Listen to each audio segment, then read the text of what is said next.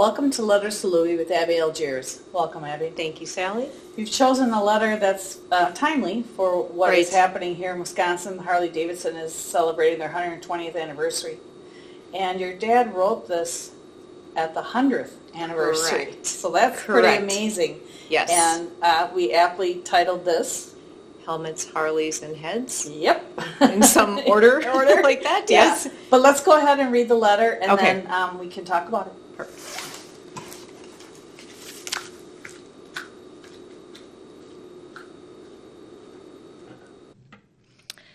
Dear Louie, I've never been an advocate of motorcycles, but I can see the attraction of riding in the breeze on a warm summer afternoon. Arms of a warm body holding onto one's back as the wind rifles through the hair and the bugs fly into one's mouth or nose seem pleasant and also uncomfortable. In other words, I'm ambivalent about the pleasures of motorcycling. This ambivalence comes from emergency room experiences, from smelling the blood and grime, from clearing the airway of a brain-dead rider as we awaited the next of kin to sign the organ donation form, from picking stone and gravel from limp, deformed limbs, broken tibias and femurs, scratched hands and ground-up faces. Motorcycle accidents were always a Saturday afternoon, Sunday morning, or Saturday night timed event. There was little pleasure in tending the victims, and because so often the victim was young, employed, and carefree, the family members had ambivalence about the riding activity. So often, the young wives or middle-aged parents would respond to the ER call and, when seen in the ER, would be worried and angry. Worried about the extent of the injury, but angry about the lack of sense and responsibility of the motorcycle rider who had left his wife and kids at home while he tooled around on his hog. Many times, the relative was a young mother with 2 or more kids under the age of 4 or 5, pregnant and holding an infant on her hip. Tears were shed, noses were wiped, and prayers were said. But the dead were dead, and those alive were in for months of repair and rehab. In the 1960s, Wisconsin passed a helmet law, making it mandatory to wear a helmet when riding a motorcycle. Sometime in the 1970s, after dramatic appearances before the state capitol and in the rotunda of the Capitol, the vocal groups of law-defying riders convinced the lawmakers to overturn the state law and allow self-rights and privilege to rule. The law was overturned, and the donor supply for tissue transplants increased annually. 2 or 3 accidents set my mind to support the helmet law. Both occurred during a 3-week period in the early 80s, sometime in July. The first event occurred at 3 a.m. one warm July morning. I was summoned to the ER, where I presented with an unconscious young man who'd been found by the side of the road. He had been wearing a helmet and had struck a telephone post with the right side of the helmet, peeling a layer or so of paint and plastic from the helmet. A dent was over the side of the helmet, the visor was cracked, and the unconscious boy man was brought to the hospital. The exam showed a contused right side of his neck, a fractured right clavicle, a pneumothorax, and a right orbit fracture. The fractures were cared for. The pneumothorax was reduced by closed drainage, and the concussion was observed. He gradually regained consciousness, and his neurological condition soon returned to normal. After 5 days, he was stable and was discharged home. His father picked up the bike, a Harley, took it to a dealer, and placed it in safekeeping until the patient examined it and the helmet, crossed himself with the sign of the cross, and sold the bike.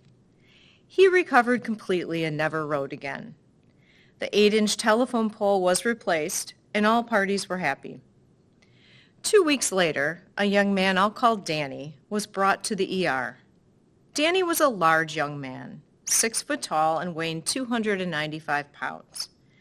At the age of 20, he was the father of 2 children and had been into drugs and booze for 2 years. He rode a 3-wheeler motorcycle, had long flowing hair, a sleeveless shirt, and tattoos on the upper arms. He'd been riding his bike on a well-traveled highway when an auto pulled out of the crossroad directly into his path. This resulted in his bike striking the front motor panel on the left of the auto, plummeting Daniel over the hood and striking his head on the concrete of the highway. His unprotected head was smashed in a Humpty Dumpty fashion, and all the king's men couldn't put him together again. He was dead on admission. An exam showed no other injuries but the smashed skull. He didn't have a scratch on his body. All extremities were intact, and his neck was not broken. But his skull was smashed.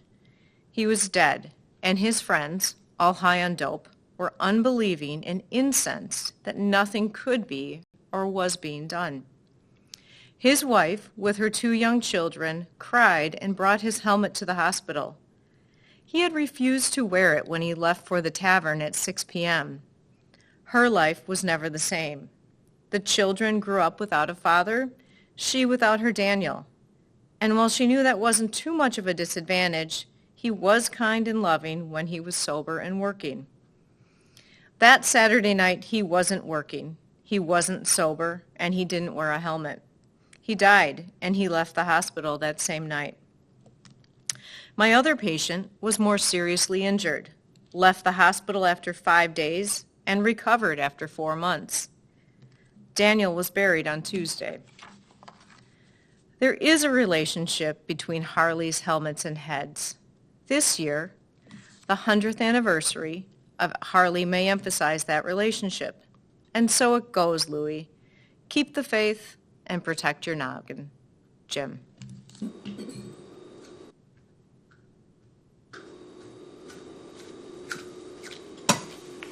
So we are in the 120th anniversary of Right. Harley. They had a major parade. They had a major event at the Summerfest grounds, as well as all of the dealerships. And I did not hear or know of any accidents that happened during that rally. But it is a great brother sisterhood of people that really enjoy the Harley brand. Right, right. So some of the safety precautions that you can take as a motorcyclist is wearing this helmet. Right, right. It doesn't always prevent a neck injury, but you are saving your skull from Right, getting crushed in. right, for sure. Yeah. And I think just thinking about safety in general for motorcycles, Yeah. also safety as a driver. You know, in a car, I always think, there's motorcycles all over. We need to really be careful in the summer because they are everywhere. Yeah. And thank goodness their motorcycles are so loud so we can hear them. But it just, And the advent of the cell phone, then another distraction for a driver of any kind of vehicle, because I've seen motorcyclists having their cell phone out while they're driving. Right. And that just is like, I don't even know what to say about that. Right, right. It's one more distraction with the possibility of a fatal accident. Right, yourself hitting the road so Yeah. quickly. So I hope our viewers that are watching this will think to look twice. Right. That is the slogan for motorcyclists. Look twice. Look twice, right. Yeah. So thank you. Yes, for thank coming you. in. You're welcome. And to our viewers, as always, thank you for watching.